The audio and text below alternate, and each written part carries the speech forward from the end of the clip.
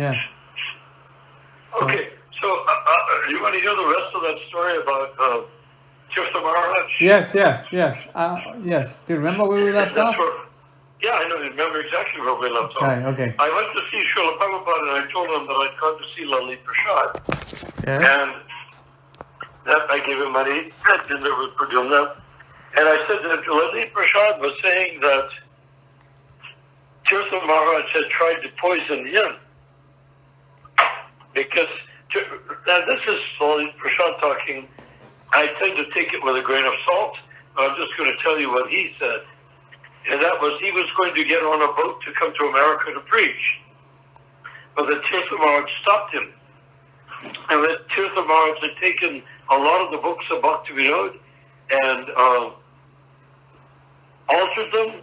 And he said there was the big collection of his books and he destroyed them. Wow. That's what Lalit Prasad told me. Wow. But I don't accept anything is true just because somebody tells it to me. Yeah. So I was. You told that to Srila Prabhupada. Yeah, because I couldn't keep.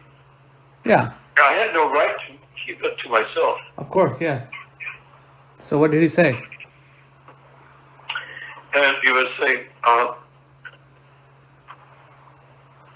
trying to remember exactly how it came into it. I said something about Lalit Prasad's attitude or something. He said, yes. He said, Lalit Prasad is a Vaishnava or devotee. I forget what she said. Oh. There's a devotee. And he said, steady, is a Vaishnava. He said in a very measured way. Oh. He said, and he looked at me sharply and said, of course he criticized my Guru Maharaj. Oh. And he left that trail in the air. Because he knew, I guess, now that I'm seeing myself without anybody around me, except you and the lead for 10K, Yes. I began to realize that Prabhupada knew that I was going to catch his point, even though I didn't think I knew anything at all. I was like an idiot. So he said, yes. Then he looked up sharply and turned to me and said sharply, but there was 1,000,000 miles between Tirtha Maharaj and a Vaishnava. He said.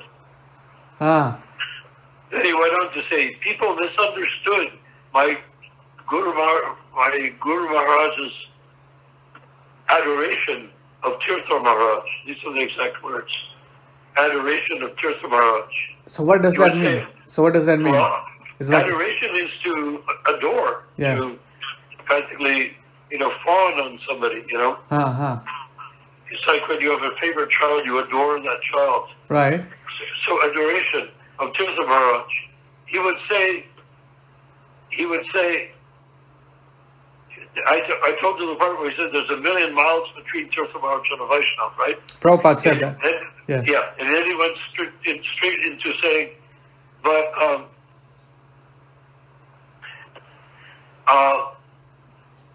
people misunderstood my spiritual masters, my Guru Dev's erudition. Adoration of Tirtha Maharaj. Yes. He would say, oh, look at Tirtha Maharaj. He's opening temples. See how he is printing books. You should all be like Tirtha Maharaj. Then he looked at me ferociously. His eyes were flashing like fire. And he said, but my Guru Maharaj was not fooled even for a minute. Mm. So what happened is that Bhaktisiddhanta was just goading him, just like when Prabhupada says things like what he says in the All Good Krishna Panchami. He was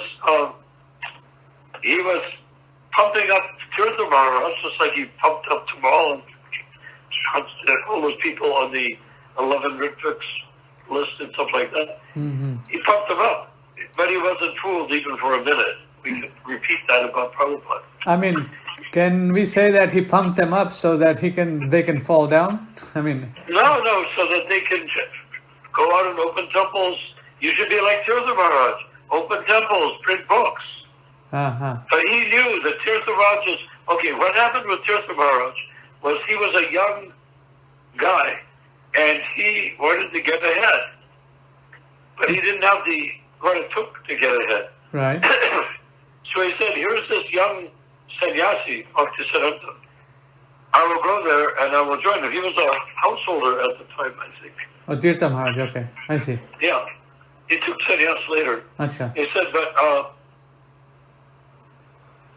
He said, I'll hook into him and I'll be his, what do you call it, his manager, his PR guy. Yeah. I'll be his promoter. Yes. I'll promote him. And he did. So all sorts of things, it's like Tamal. All of a sudden, it's funny because Prabhupada has had conversations like that with Tamal also. He said that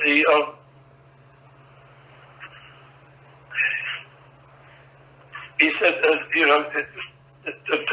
are you recording? Yes. Good. He said that Tirtha Maharaj, because this is rare stuff, if I were to quote tomorrow, it would not be anywhere. I never spoke it anywhere. So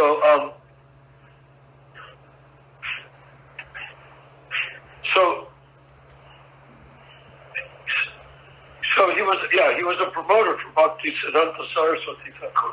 Yes. He was moving him, creating events and stuff like that, and he helped lead his other disciples. But so that's essentially what he said, and about Tirtha Maharaj. And I thought that was earth-shattering for me. I didn't have any reason to not believe him. I had no opinion about Tirtha Maharaj, who was still alive at that time. Prabhupada used to say about Tirtha Maharaj that he always had his hand under his chadar, and his hand is moving. And he said people think he's chanting japa, but Prabhupada said, but actually he had Parkinson's disease. Oh, I see. That's why he was moving. So anyhow, that's that episode wrapped up in a nutshell.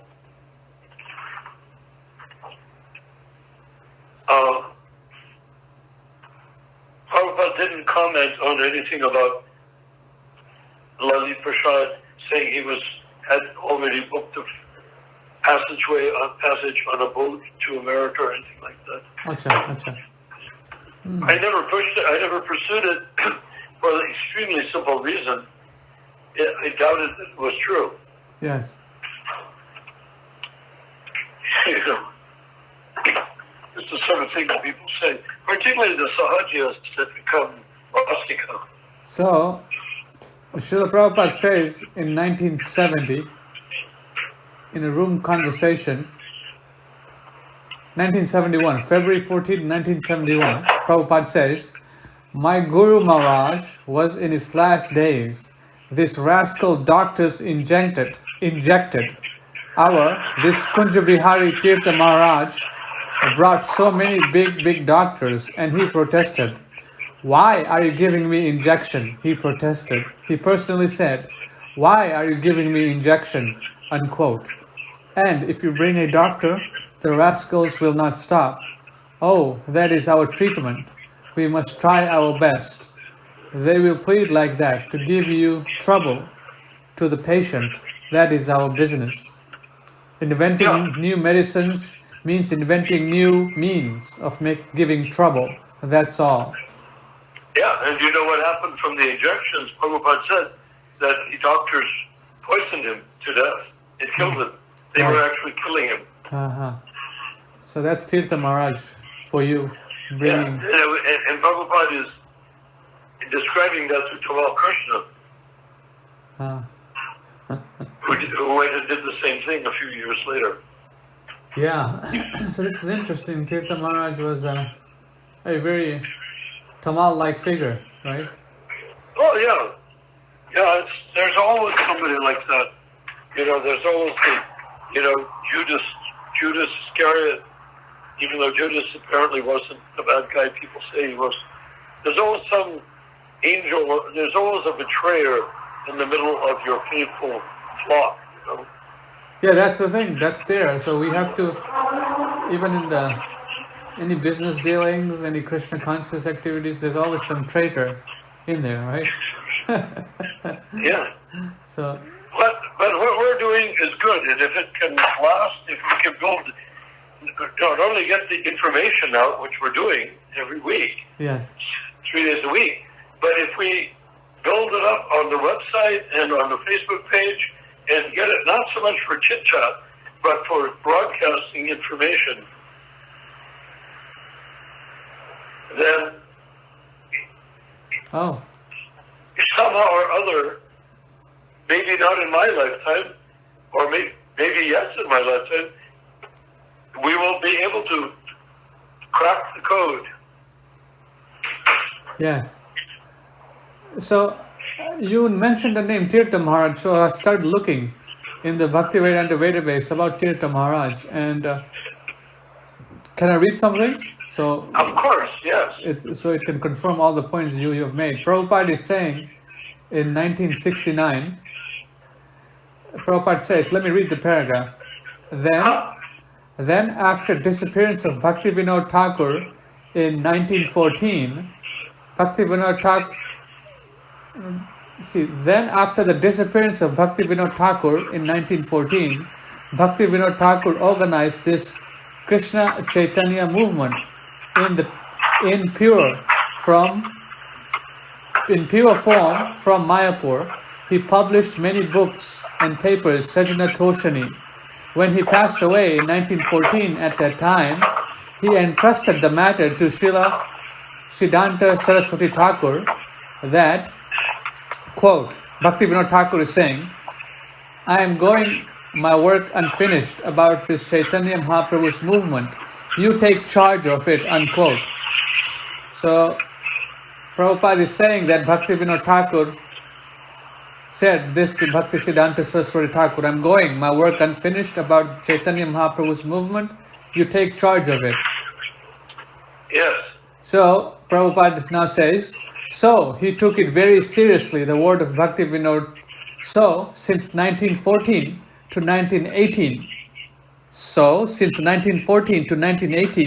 he was simply thinking that how I can expand this movement. Bhakti Siddhanta Saraswati Thakur is saying, between 1914 to 1918, how can I expand this movement? Then, so in 1918, he started this movement with the help of some disciples Krishna sent him. Yeah. So one of the disciples, he is now Tirtha Maharaj. Yeah, keep going. Perhaps he belonged to the Ramakrishna Mission Society. Oh, that's right, he belonged to Ramakrishna. Yes. And then Prabhupada says, so... Which means, that's a whole bogus society. So he went in there for the exact purpose of career move. Yes. Then Prabhupada says, so one of his disciples, he is now Tirtha Maharaj. Perhaps he belonged to Ramakrishna Mission Society. So he is very ambitious.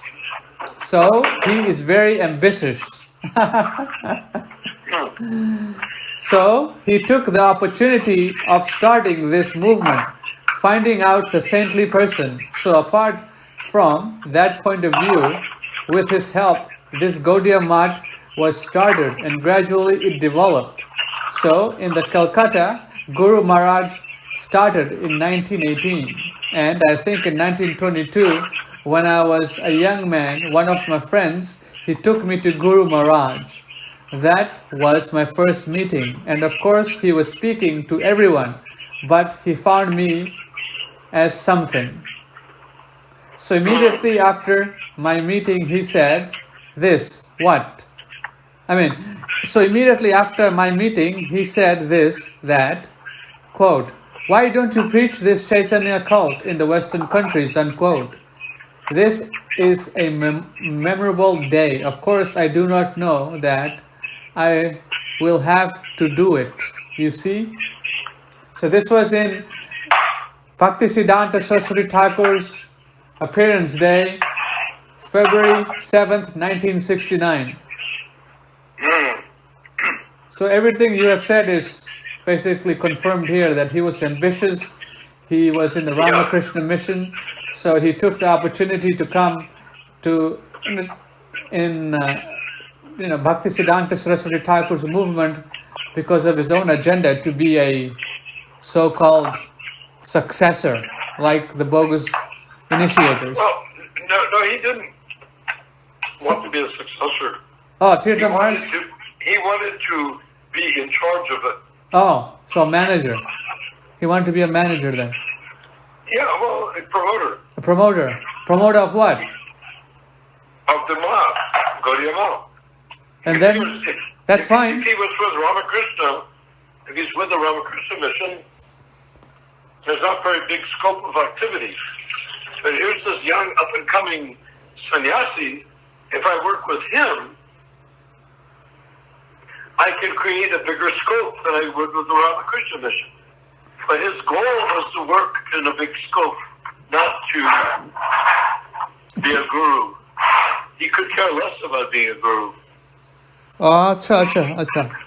So he wanted to be the head man in charge.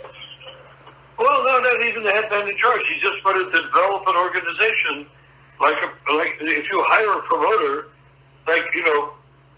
it's like if you're an actor, you hire an agent, right? Yeah. So he saw Bhaktisiddhanta as being like an actor. And I'm going to be his agent. I'll get him movie parts. So, I'm not speaking literally movie parts. Yeah. So his. But I'll put him on the map. Oh, I see. So I see what you're saying. Because he was young and unknown. He said, "Choose the Maharaja, I'll put him on the map." But meanwhile, he never really wanted to be a disciple. He just saw a young and lively. It's like a guy in the circus. He sees a very excellent monkey. He says, "So if I teach that monkey to do tricks, well, I could become pretty important to the circus." Interesting. So he wanted to promote Bhaktisiddhanta. I've got this talented person. Now, how am I going to capitalize on his talent by creating an organization which will leave me pretty much in charge? Not as a guru, as a manager. Okay, so as a manager, he was in charge, but the mission had a vision and That was the vision of the mission. For Tirtha Maharaj, the vision was a byproduct. Oh. So he was never interested in anything that Bhaktisiddhanta had to say. His main goal was just to become a manager. Right. That's it. End of story. Yeah, but he learned to walk and talk the talk. I see. Cheating. Right. Well, not so much cheating, just sort of. Yeah. If his goal was to be a manager, he didn't cheat as a manager. But if his goal was to be a guru or a successor, then he was clearly cheating. Now, the GDC and everything like that, they wanted to become successors to Prabhupada. Spiritual successors. Not. Otherwise, they wouldn't have wanted to. Why should they get tangled up taking on the karma of all these crazy people who want to join? Better I should just be GBC and manage everything and make a lot of money. But it is gone. That's not what happened. We got people who wanted to be Prabhupada. Remember, the time we were living in was the Beatles. It's sort of like... I guess here in... Well, if you go and see the Beatles, then next thing you're going to start a rock group of your own, right? Yeah, that's the thing, I learned Prabhupada's management system, everything, and then, I get some following, and then I, become the next bogus guru kind of thing, right? Yeah. You learn everything from Prabhupada, and then, you use him. Yeah. And you use him, and then, basically you can talk the talk, and you watch what Prabhupada does. In their minds, who are not completely sincere. Yes. In their minds, they're looking like someone like Visheshika was largely sincere. Yes. But these other guys, they were saying, I think I see how he does it. I see how he talks. I see how he acts. Well, that's how you convince people that you're a pure devotee. Right. So they were calculating how to become gurus. This, you mentioned... But Tirtha Maharaj, Kunji Babu, wasn't thinking to become a guru. I don't know if he ever became one or not, but it doesn't really matter. It's saying, Prabhupada is saying here, Tirtha Maharaj wanted Bhaktisiddhanta Saraswati Thakur's property. Yeah? Prabhupada is saying in April 2nd, 1972, just like my Guru Maharaj, Tirtha Maharaj wanted his property. Then he says, quote, all right, take this property. But what he is doing, Shamasundar, sitting there in his wheelchair. Then Prabhupada says, quote, you wanted this property, take property, all right. He's kind, all right.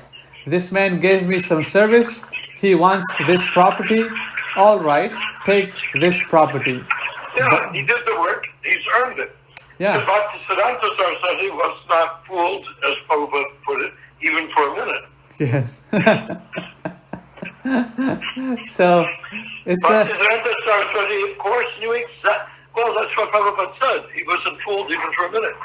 So he understood what Bhaktisiddhanta Saraswati wanted was transparently clear about what Tirtha wanted was transparently clear to Bhaktisiddhanta. Transparently clear. Yeah. And so when it came to wanting to cleverly figure out a way to steal the property, they said, Guru Bhaktisiddhanta. Kunji was trying to steal the property. No, he's done it. He's done the work. Let him have it. And, we can't do that. You know, it's yoga people. We can't do that. It belongs to Gaudiya Matha. No, it's all right. Because Bhaktisiddhanta, of course, knew that the real movement was not them, but they were the precursor to the real movement, which was Prabhupada coming to the West. Even with the best management and a sincere person instead of Kunji Babu, even with a sincere person, they could never have created what Prabhupada created. It just wasn't possible in India. You know, in India, pretty much, it's like been there, done that. No matter what you do. What are you saying here? I'm kind of spacing out here. You're saying it's not possible in India? What do you mean? It would not be possible to create an ISKCON starting in India. Acha. Right. Because Gaudiya Matha had been established already. Is that why? No. But the Gaudiya Matha was never intended to do what Prabhupada did. I see. The Gaudiya Matha only had one purpose. It was a birthday party for Prabhupada. I see. What is a birthday party? I said like that. It was a celebration to celebrate Prabhupada taking off for America. I see. Because there was nothing. There would be no way to start a Krishna consciousness movement in India. Because, like I said, everybody is like been there, done that. You know, we all know about it. Hare Krishna, yeah, my grandmother, you know. Right. My grandmother knows Hare Krishna, right? Yeah, my grandmother Sampradaya. So the Acha.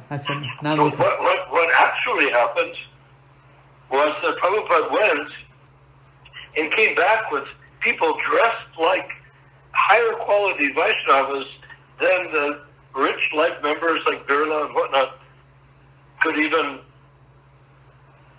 They just didn't have anything like that. All they had was traditional stuff. They didn't have anything revolutionary. Okay. They certainly didn't have American boys and girls coming with tilak on and chanting Hare Krishna. And they met Bhavananda. I mean, what's his name? Yeah, Bhavananda. A young, ecstatic devotee. Yeah. and they were taken back by that, and they surrendered to Prabhupada, or they appreciated Prabhupada so much. Well, it was just too much for them to understand. Yeah. Too much for them to handle. Right. Yeah, so it's starting to make sense now, everything here. Yeah. So when Prabhupada came back with just a few devotees, he treated the devotees as though they were devotees, not like they were the followers of Maharaja Yogi or something of that sort, you know.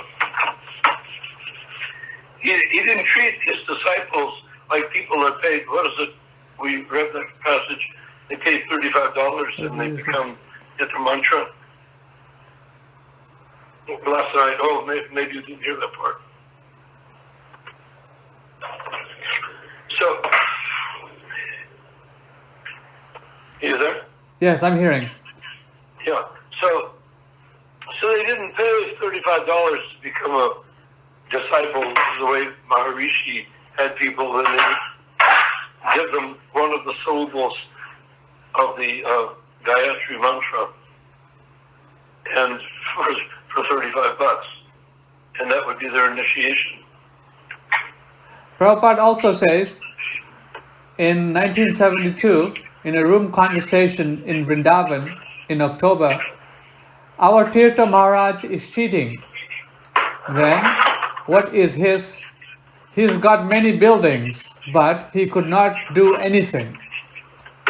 Now he is after these buildings, that's all. Otherwise, what is his credit? He is not a good preacher. He was the head of Chaitanya Matha. How much duty, heavy duty, he had to preach, but he has no preaching capacity. No, he just wanted to be able to realize he was living off of the prediction that in the Sejokali people will come to Mayapur and celebrate Lord Chaitanya. That's Bhakta Thakur said, when will the fair skinned people from their side come and dance, chant with the Bengali devotees crying Hari Bol, Hari Bol? So, Kunja Babu believed that.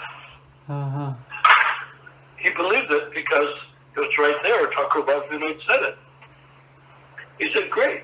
So I will control the place where they go. I'll train my sons to be lawyers. So if anybody tries to stop me, we'll stop them for free. I don't have to pay anything for a lawyer. Mm-hmm. You see? So when that happens,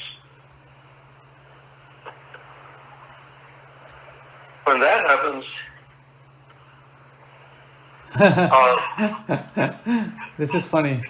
Go ahead. Yeah, when that happens, they'll all be coming, and there I will be there with a dhoti on and a big smile and a big kettle in front of me, and say, just drop your donations, please, and then you can come in and see the yoga chief. Mm-hmm. You can come and see the birthplace of Chaitanya. You can come and see right, all that stuff.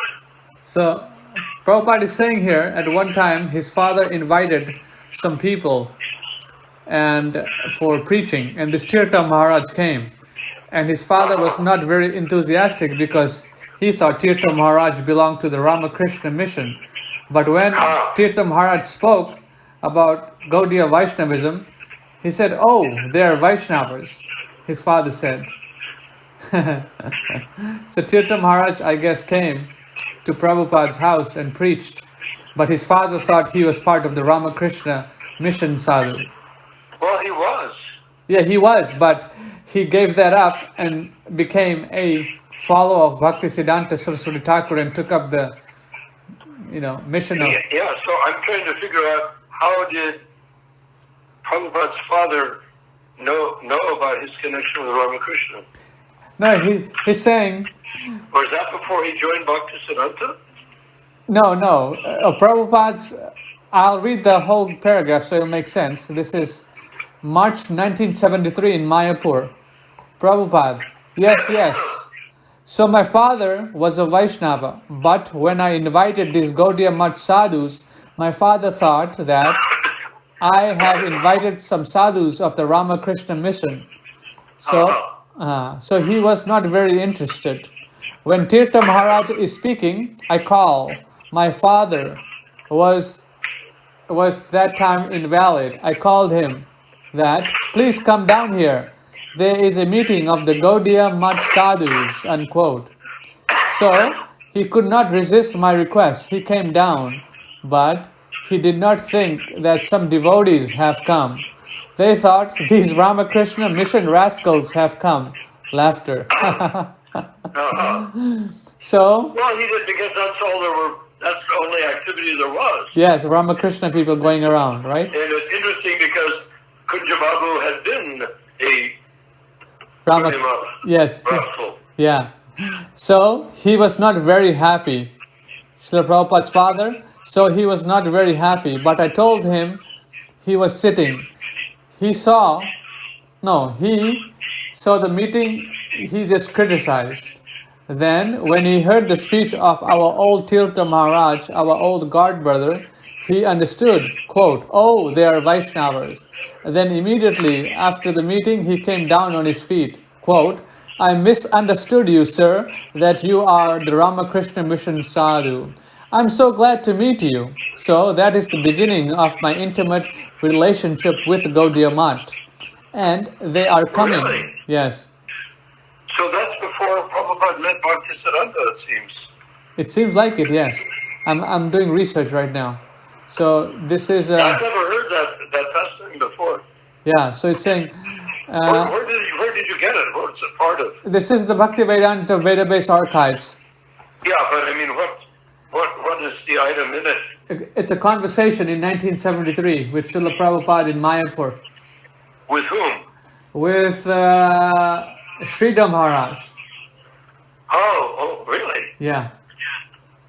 That's the year before Prabhupada said, never go see Sridhar ever again. Yeah.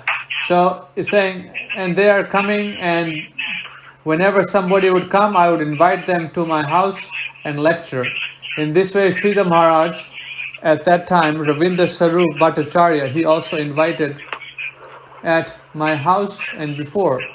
So Prabhupada is saying that, he invited Tirtha Maharaj to speak at his home, and his father was, not so happy, thinking that these are Ramakrishna mission rascals. Yeah, but that basically was a misperception. Yeah. But anyways, that's the history. So.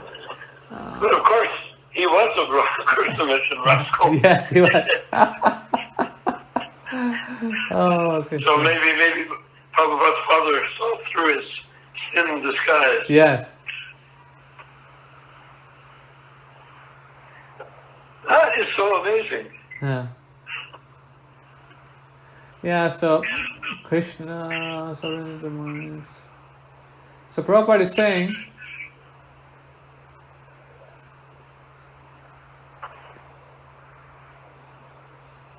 his name was Bhakti Vilas Tirtha Maharaj. Bhakti who? Prabhupada, huh? Bhakti Vilas Tirtha Maharaj. Okay. Prabhupada says in 1973 with Sridhar Maharaj, Prabhupada says, oh, our present Tirtha Maharaj, Bhakti Vilas Tirtha Maharaj, he's representing Prabhupada. At least he tries to pose himself. So Bon Maharaj's activities, in comparison to that, my activities certainly better. And Bon Maharaj was given so much reception. But he did not give me any reception. How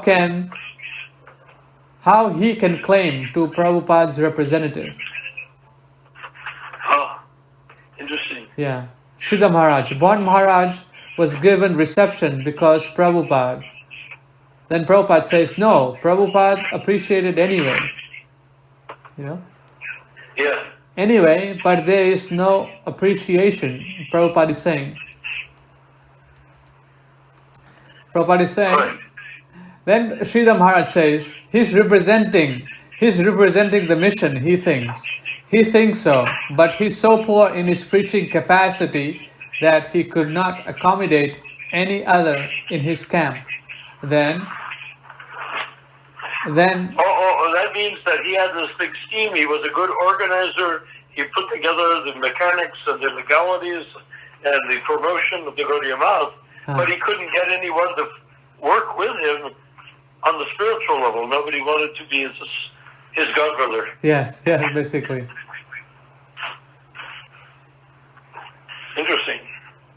Yeah, that's what's going on here. So, I guess he became the head of all the prominent buildings of Bhaktisiddhanta Saraswati Thakur.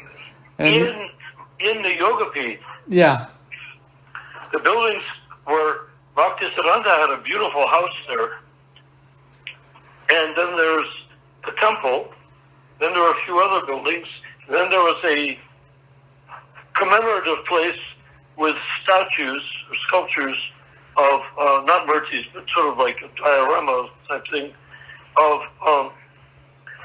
Lord Chaitanya and his mother and father. And it's like a Christian creche, where they show Jesus in a basket sort of thing, Uh-huh. So they have that. And Tirtha Maharaj took it upon himself to live in Bhaktisiddhanta's very large house. In 1969, I'd seen pictures of that house, photos, in London, not 69, 71 or 72 in London. When we were drawing the picture, I drew Prabhupada's quarters where he was to live, using the same arches, same smooth sort of Bengali arches that was in Bhaktisiddhanta's house, which was very... what I designed for him, the house I designed for him, was extremely practical, simple, and elegant, and spacious.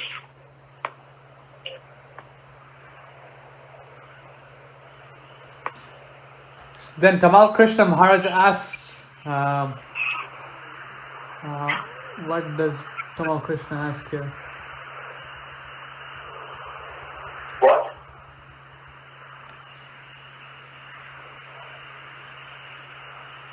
Prabhupada is saying, no, Tamal Krishna is saying, what is Tamal saying here? This is Srila Prabhupada saying, our Kunja Babu also planned like that. He thought, by cheating all the God brothers, I have now got Chaitanya Mat, and people will come to see Chaitanya Mahaprabhu's birthplace, and I will get good income, and it will that's what I said earlier. Right? Yeah, and it will be distributed amongst my brothers and sons and myself. That's all. That is his scheme. And then Tamal Krishna says, perfect material plan. Yeah, you can see what Tamal is saying, I should do that too. Right. Perfect plan, but he has to say material plan. Yes. So otherwise, he was thinking, that guy was so dumb, I'm wrong. Right. Then Prabhupada says, but he had no such plan to help Bhaktisiddhanta Saraswati Thakur. He had his plan. He had planned, keep Bhaktisiddhanta in front, earn money, and put it in my pocket. Huh? Yeah. Well, very fortunately, except for perhaps Kirtanananda, that hasn't happened in his country. Right. But even with Kirtanananda, he did far more. He did a very huge and very excellent or large preaching effort. And we can, of course, say all the things that went wrong that Tirtha did. He declared himself unauthorizedly to be a successor acharya, all that stuff. But if you look on the ground, there were people, if you look from the Kanista Adhikari point of view, there were people chanting Hare Krishna. There were people taking prasadam. I wouldn't go so far as to say they were all following the four regular principles, but that was the basic idea, right? Uh-huh. And distributing Prabhupada's books in one form or another. So everybody was better than Tirtha Maharaj in ISKCON. Right. So Prabhupada is saying here, in 1973, Bhakti Siddhanta Saraswati Thakur, because he was a good manager, he kept Bhakti Siddhanta Saraswati Thakur, even though Bhakti Siddhanta Saraswati Thakur knew that this Tirtha Maharaj was taking money and his god brothers were complaining, why don't you reform this guy? Then Bhakti Siddhanta Saraswati Thakur said that if I would have to keep expert manager like him, I would have to pay something. Suppose he is taking something, why do you grudge? Prabhupada laughing. He would say like that. So, so nobody could say anything. After... But you do realize the way Bhakti Siddhanta was talking in the midst of a situation that called for exactly what his disciples suggested, which is reforming the situation, he was taking the contrarian point of view. Yes. You get it, right? Yes, because, I'd have to hire somebody anyhow, Yeah. Actually, if you talk about your disciple like that, that is practically like cursing him to hell. Right. So he would say, he could say something like that, so nobody could say anything. But after the demise, everything burst out. Quote, Kunja Baba must be driven out. So the whole plan of the Gaudiya Matha breakdown, the grudge was against Kunja Babu. Yeah, but he ended up still owning the yoga pith. Yes. They didn't drive him out. They drove him out of their assembly, being a god brother or something like that. But they did not drive him out of the yoga pith. Okay, then Bhakti... Nor would they have any idea what to do with the yoga pith. Because they were looking at getting money from, as Prabhupada said, in the manner of businessmen, you were acquiring disciples.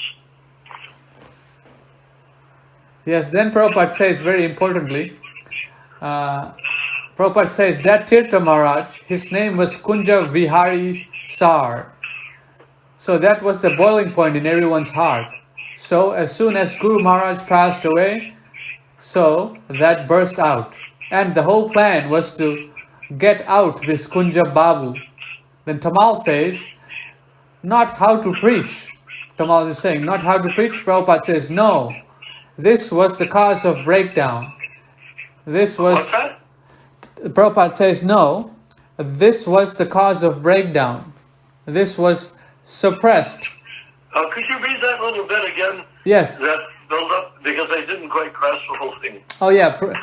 Here, Tamal says, who is this Kunja Babu? Then Srila Prabhupada says that Tirtha Maharaj, his name was Kunja Vihari Sir. So that was the boiling point in everyone's heart. So as soon as Guru Maharaj passed away, so that burst out. And the whole plan was to get out this Kunja Babu.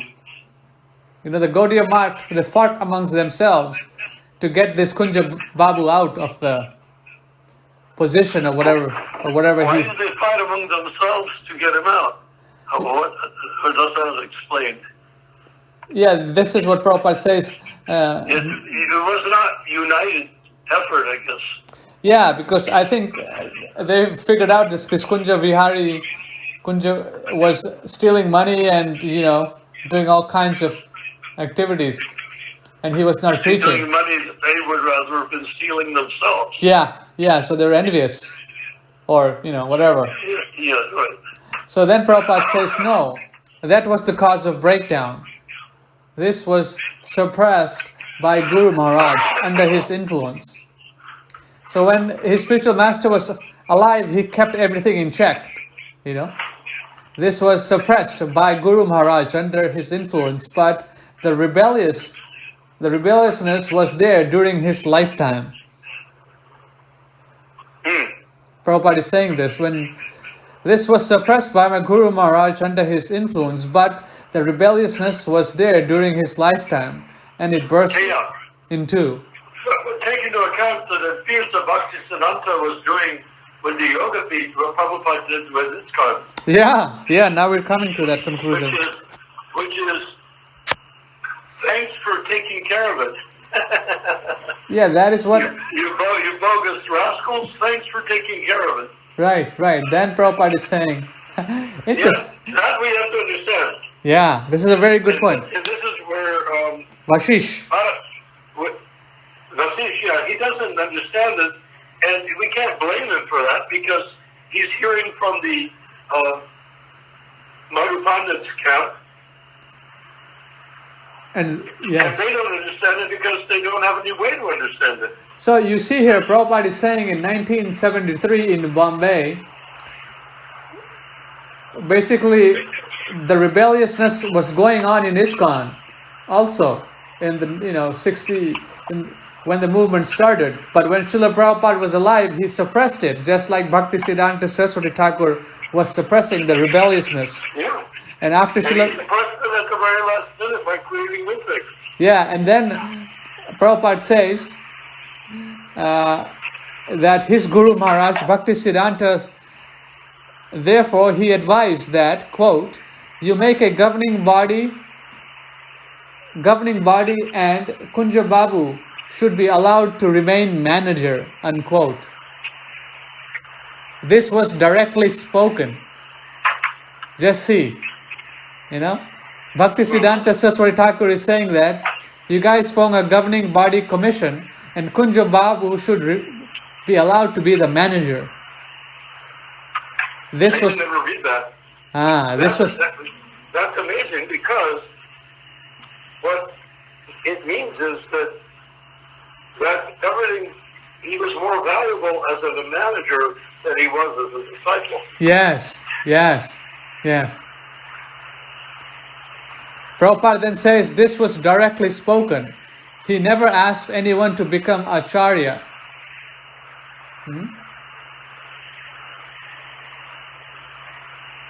And then he said, this was directly spoken. He never asked anyone to become Acharya. He asked that you form a governing body of 12 men and go on preaching, and Kunja Babu may be allowed to remain manager during his lifetime. Just see. And that's exactly what they did want. Yes. So, when Bhaktisiddhanta Saraswati Thakur passed away, they thought that by disobeying the instruction of Bhaktisiddhanta Saraswati Thakur, we can kick this fellow out. But this fellow, Kunja Babu, was appointed as a lifetime manager position to keep the movement. You're saying, or this is you reading? No, this is Prabhupada saying. He asked that you form a governing body of 12 men and go on preaching, and Kunja Babu may be allowed to remain a manager during his lifetime, unquote. Yeah, but after that, was it your words or were you reading? Oh, that was my words. Okay, I wanted to be sure. Yes, and Prabhupada was saying that once Bhaktisiddhanta Saraswati Thakur left away, the disciples' main motive was to kick this guy out, Kunja Babu. Yeah. He never said that Kunja Babu should be the next Acharya. None of them were advised by Guru Maharaj to become Acharya. His idea was, let them manage, then who will be the actual qualified? Let them manage, then who will be actual qualified for becoming Acharya, they will elect. Why should I enforce upon them? That was his plan. Let them... He said the GBC will elect the Acharya? No, Prabhupada is saying here, we never know what's going on here. We're just reading. They might have changed the words of Prabhupada too. It does... Well, probably not. Maybe, who knows, maybe they did. But I want to just catch that last bit, what Bhaktisiddhanta said. He says... The GBC, and then is the next successor they will choose? It's saying here, Prabhupada is saying, He never said that Kunja Babu should be Acharya. None of them were advised by Guru Maharaj to become Acharya. Then Prabhupada says, his idea was, quote, let them manage, and whoever will be the actual qualified for being Acharya, they will elect. The GBC. Yes, the GBC. Yeah, okay. So it's very possible that this guy has taken that as the basis for the bogus, initiatives. Yeah, but Acharya... To me, it's not transparent. He says they will elect so that essentially what Bhaktisiddhanta Saraswati was trying to do is keep the movement from falling apart. Yes. But unlike ISKCON, you see, ISKCON didn't worry about money because Americans don't tend to worry about money. Right. They worry about rank and power because they know when you have rank and power, you get money. Right. Whereas in India, you get all sorts of rank and power, but you never get money. Right, right. So they were all anxious after the money. And the Ritviks had no need to be worried about money because, first of all, they controlled it themselves. Right. I mean, they controlled more than they could have made in their lives pursuing what their career would have been if they hadn't been devotees, right? Right. I mean, all of them made more money. Bhagavan wouldn't have ended up with a golden toilet seat if he had gone and become a doctor. Right.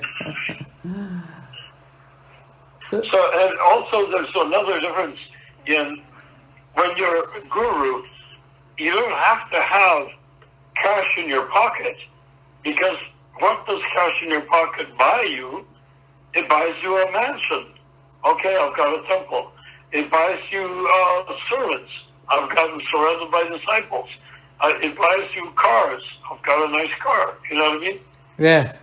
Yes. So, in other words, the ISKCON so-called gurus got everything they could have had, even if they didn't have big bank accounts for themselves. Right.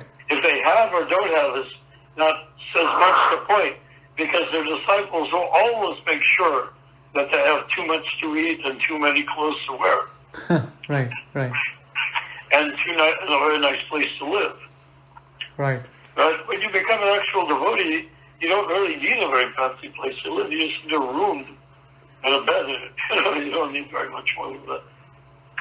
This is very fascinating. So my calculation is, based on everything, that Bhaktisiddhanta Saraswati wanted them to try to create a GBC that elected successors, because otherwise they would break up the movement and try to become successors without an election, which is what they did. They refused to make the GBC, and they didn't want to elect successors. So they all wanted to be successors, and then why the hell should I vote for somebody else to be a successor? Yes. So then... But I look at that as a trick, just as Prabhupada making the 11 Ritviks was a trick. Yes. He knew what they were really going to do. Right. Well, Bhaktisiddhanta, he didn't even get the toehold that Prabhupada had by creating a GBC. Right. Even a bogus one. Yeah. They didn't even get a bogus GBC. Right, right. Unelected GBC. So keep going.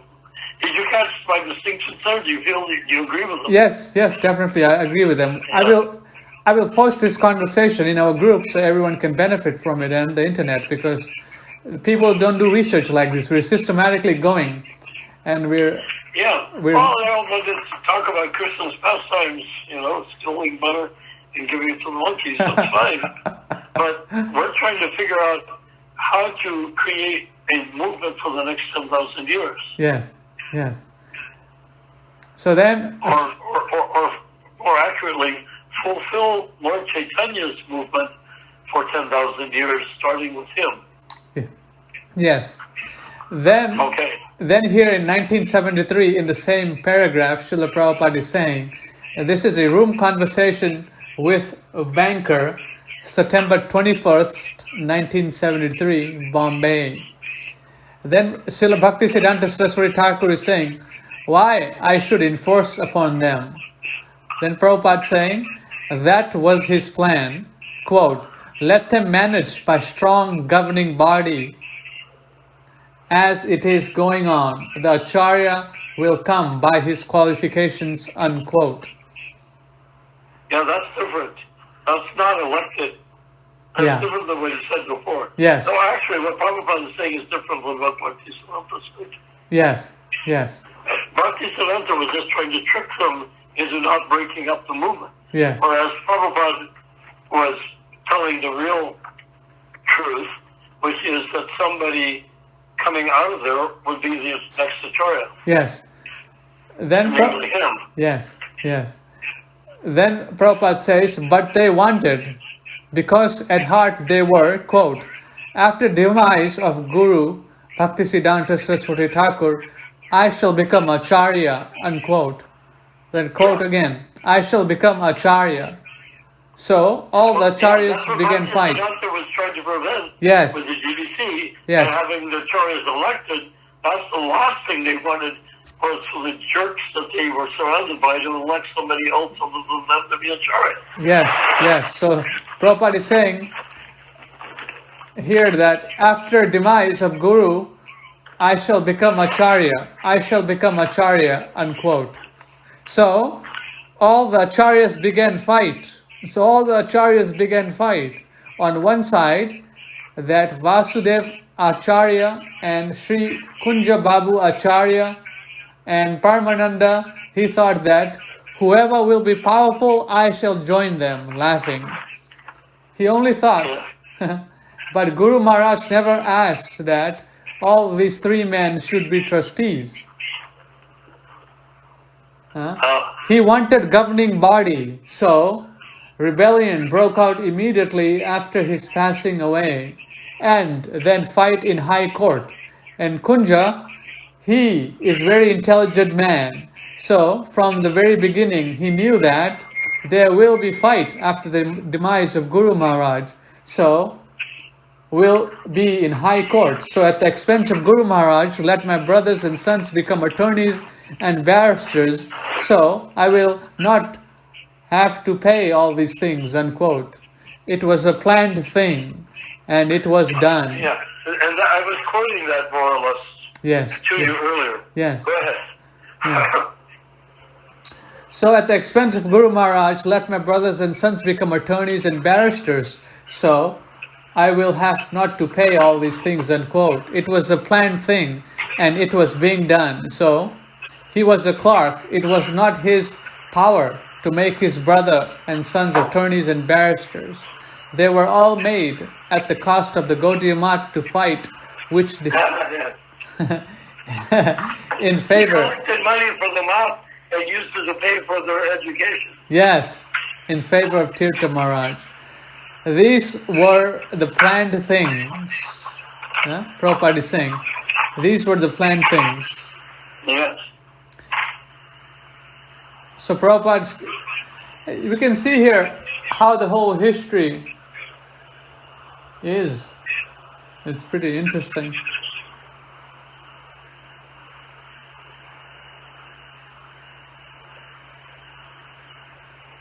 Meaning? Oh, I'm looking at making parallel. Making comparison to ISKCON. ISKCON is much better than this Gaudiya Matha. At least they don't fight among the gurus. The initiators. Americans were not trying to make money. They already had the money. Right. By the time they were temple presidents, they knew the formula how to make money. Right. So they didn't have to worry about that. What they wanted was territory and power. Right. So when Prabhupada created GBC, they had a choice to accept it or not accept it the way the Gaudiya Matha used to accept it. Yes, yes. So when they accepted it, it bound them up, hand and foot, like prisoners, to be not breaking up ISKCON into pieces and trying to become the Acharya of each piece. So Prabhupada succeeded where Bhaktisiddhanta could not, because he was dealing with opportunistic Indians, and Prabhupada was dealing with, maybe they were hippies and everything, but Many of them came from, prosperous families. They weren't just, because they were on the street taking drugs with long hair and never thinking about, didn't mean that they were bums. But most of them came from middle class or upper middle class or even wealthy families. Right? Right. Yeah. So it was a completely different thing. In India, to become a guru is to pull yourself out of the muck and make yourself into somebody, and then the money will come after that. Yes. With the Americans, they already knew how to make money. We're Americans. We Americans make money.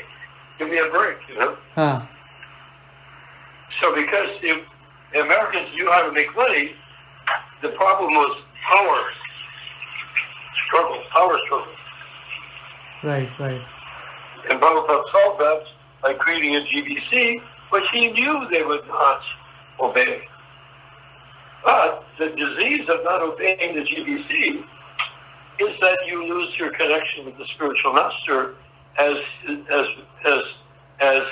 him being your guru.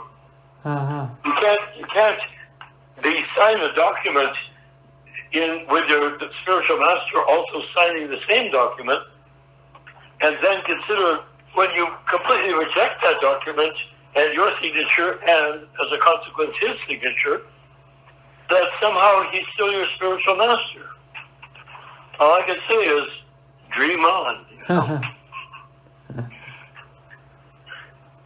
It's not how it works in Vaikuntha. Right. Or I should say in Krishna Lokas. Yeah, so that's great. My God, man, you're doing great. You know what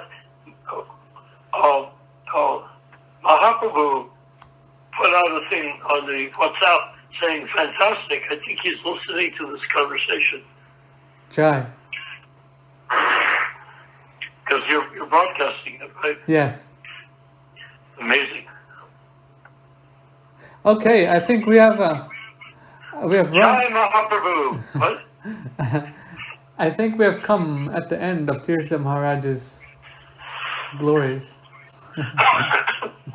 Yeah. In the end, he just withered away. He's sort of like Jatpataka, Yeah. Yes. And very similar to Jatpataka went to Mayapur, took charge of it, and now he puts them going. A collection plate that you can't go in if you don't drop some money into the box, Right. So that's Kunjibabu stuff. But the difference is that Americans are not intimidated by money, or Westerners, Europeans and Americans are not intimidated by money.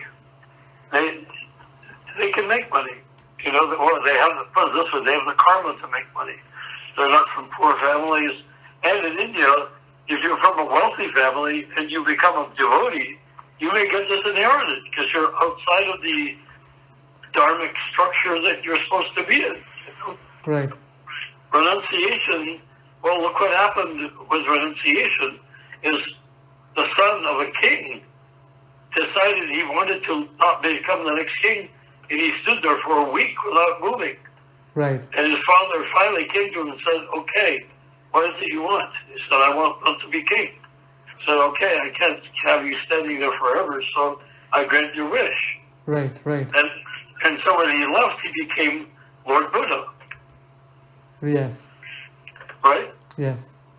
Yeah. So that's the secret to the whole thing, is if you're in a wealthy Indian family, not necessarily king, but I mean if a guy owns a fabric shop and he's got a bunch of kids, he's like the king of the fabric shop, Right. He may not be the king of the whole town or even of the street, but he's the lord of his business. That's Dharma. And it's supposed to be that way. I see. Mm-hmm. So that either he will give his son permission to become a devotee, or he will tell him, if you become a devotee, I will disinherit you. Because you're supposed to expand the business, not run off into the woods with your tail between your legs to mutter mantras amongst the trees in the forest. No, Right. I want you in the business. I want you here, or where it's hot and warm and busy, and the rupees are going back and forth like crazy. We want you to do that too. And you're one of the smartest of my kids. So for you leaving, you've taken a lot of brain power with you. No, no, no. So that's what the Indians had to face. And of course, if they were just from not so wealthy families, like ordinary families, then, but they were Brahmins. The ones that joined Bhakti Siddhanta, I think, were either all or mostly Brahmins. So you come from a Brahminical family, it might be like a Catholic having one of their sons become a priest or the daughters becoming a nun, you know? Yes. It's sort of a sacrifice you do for the greater good. But when that sacrifice is to go after some contrarian guy that does as an upstart without any real connections to the structure of the Brahminical culture, or to speak of the Brahminical Ramakrishna culture, that becomes a problem for the family. So that's why they were not, that's just conjecture, analysis, I would say, is more accurate. Why they were not able to say, well, who cares about Kunja Babu? Let's make our own money. Yeah. They didn't know how. Yeah, they couldn't do it. These other people, they couldn't do anything. That's why Bhaktisiddhanta Saraswati Thakur appreciated him so much, because of his service of keeping things together. Well, you didn't appreciate it, didn't like him at all. But the thing is, but he used him. Like if you may have a very greedy horse, but he makes you money. Yeah, but if he's pulling the wagon, you let him be greedy, even though you think that's disgusting. Right. Well, anyhow, we completed everything for the moment. Yeah, I think we're done. So I'll post this in our WhatsApp, so people should hear this and get things straightened out.